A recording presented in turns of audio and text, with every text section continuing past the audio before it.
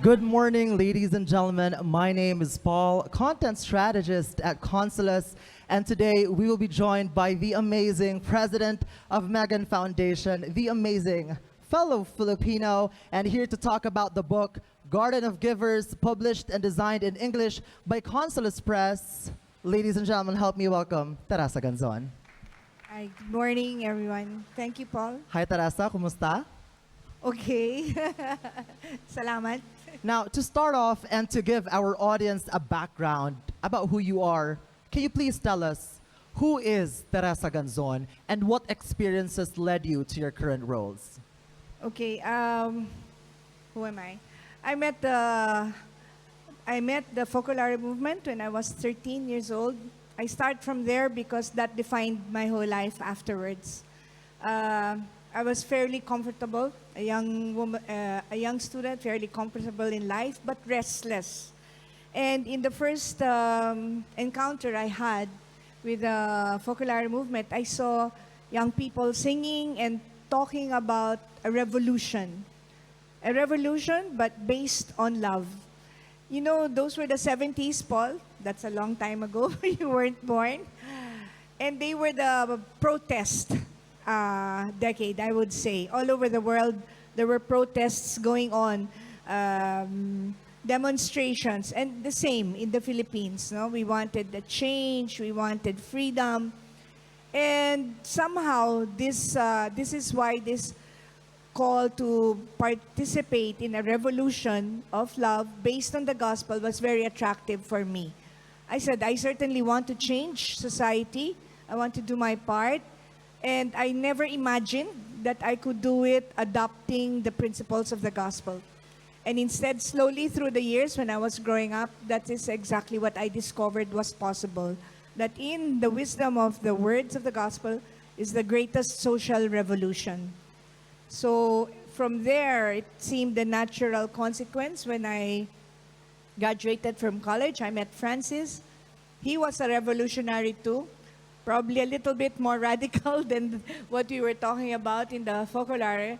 But soon together we embraced this vision and this concept of working for the betterment of society and the world by putting, first of all, by adopting it in our personal lives, this change that had to happen to have social justice as a guiding goal in our life in whatever career we would adopt.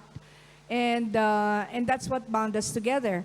And from there, we went into business. You know, we never intended to go into business because, like you said, I'm a journalist by education. My husband is a lawyer. There are not 3 units of accounting between us. So what were we doing with a bank? But it was just a call to help out in the countryside, to help rehabilitate a rural bank, which would have impact on the rural community.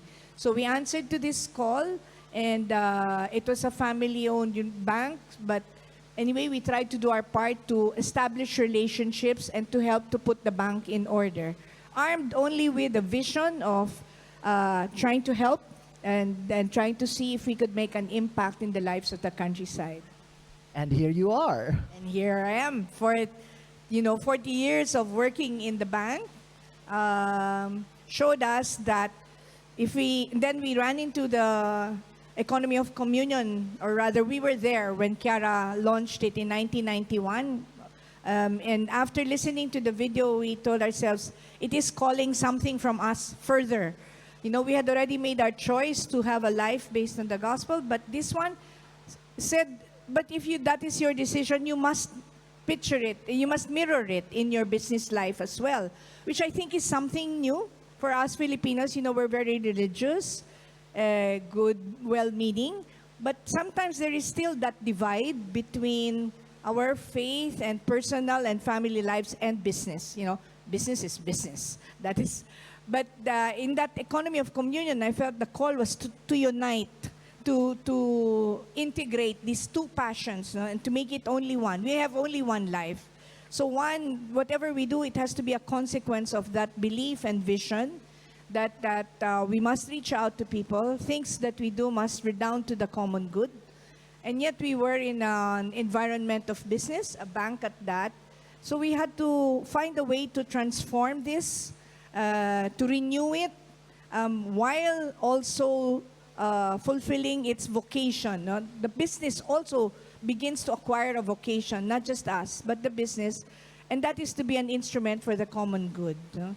So that's what he did. And now we're talking about social revolution and the economy of communion, or the EOC.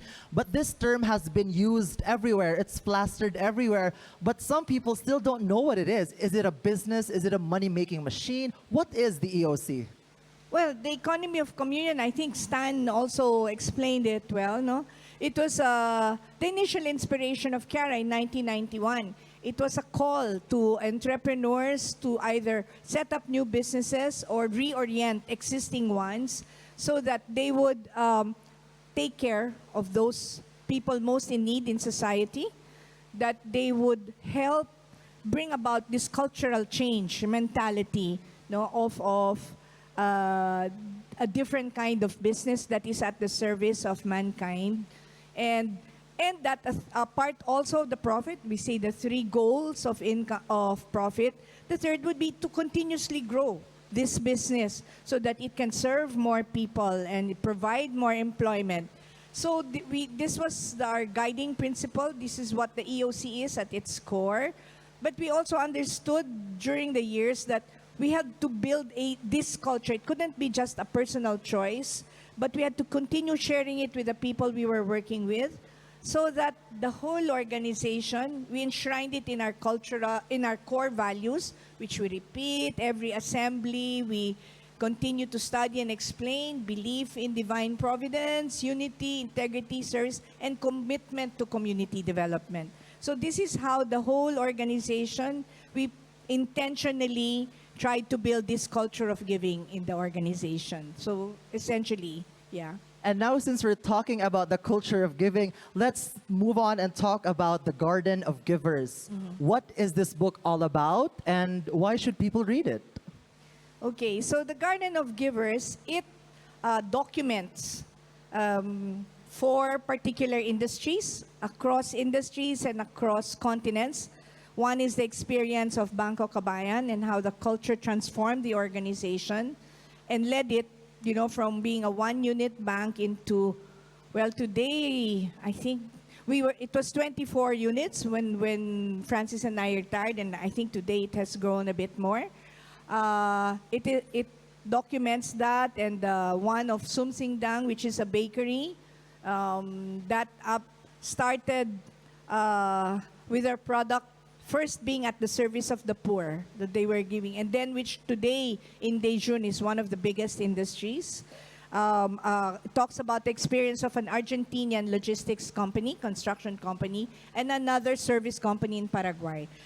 Each story is a beautiful story, I would say, and it documents the fact that building an EOC enterprise is possible. Mr. Andrew is nodding because it has happened to them too. That it's very possible to build a value-driven organization, a faith-driven organization, and an economy of communion enterprise. And that book will inspire you, if I might say. It was done by a management research professor in France, Anouk Garvan, and she actually went to the Philippines, to Korea, Argentina, and Paraguay, interviewing not the entrepreneurs, but the people that we were working with, so that she could validate. No, it is not a strict metrical book, but instead it is full of stories that validate the experience of communion, no, in a company. And what are the biggest challenges, do you think, moving forward is on the culture of giving? As we move forward in a world of AI and technology, will people still be generous to give to others? You know, there is one sentence from a social scientist that I heard from the very beginning, and that is, she said, it is in the DNA of every man to want to give, to be generous. If today we don't see it, it's just there under, because there is not an opportunity. But I think each one of us who has tried to live in this way have encountered people who are from whom it is elicited, the same kind of generosity. Like even in this gathering, no, we meet, oh, what are you doing? What are you involved in? And we see there are so many people who give of themselves, their lives generously. So I would say that the culture of giving, even if there's AI, it will continue for as long because it is in each one of us to want to give of ourselves. It's what gives us happiness. And to just close this conversation, because we've talked about the culture of giving in the corporate world. And so how do you see the future is going to be like? How will the garden of givers bloom to close it all off? And lastly, how can we be creative in doing that? I think that how can it bloom? By us continually sharing, inspiring other people to the truth behind the fact that the culture of sharing can renew the world, has the capacity to impact on lives in very many ways that we cannot see all the time. We cannot discount the fact of something more, of cooperating with the spirit bigger than ourselves, whether you call him God, Allah, whatever. It is this presence of providence, no, of divine in our lives that reassures me that beyond our own capacities, there is always a future for this kind of a culture because we are not alone. Because we will always have each other, but more than that, we will have a partner who is a supreme being. That is so beautiful. We are not alone because we have each other. Thank you so much, Teresa, and thank you so much to everybody for listening. Thank you.